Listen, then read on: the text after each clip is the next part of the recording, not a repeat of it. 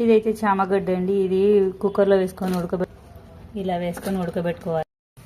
ఉడకబెట్టిన చామగడ్డ పొట్టు తీసి పెట్టుకోవాలి. ఇలాగా పొట్టు తీసి పెట్టుకోవాలి. నేనైతే చిన్న చిన్న ముక్కలు కట్ చేద్దాం అనుకుంటున్నాను. ఆయిల్ వేసి పప్పు దినుసులు వేసాను. ఇప్పుడు కొన్ని మిర్చి వేస్తాను. ఇప్పుడు ఆనియన్, కాస్త కరివేపాకు వేసి ఇలా కలుపుకోవాలి. కొద్దిగా అల్లం వెల్లుల్లి పేస్ట్, 2 టమాటాలు వేసి కలుపుకోవాలి. ఇందులో పసుపు ఉప్పు కారం వేసుకున్నాను. ఇప్పుడు ఉడికించిన చామగడ్డ ఇప్పుడు ఇందులో చింతపండు రసం పులుసు పోసుకున్నాను.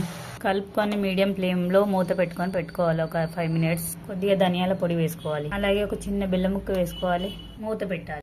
చూద్దాం, ఆయికి పైకి తేలిందంటే అయినట్టే. సరే కలుపుకుందాం. ఇట్లా కలుపుకోవాలి.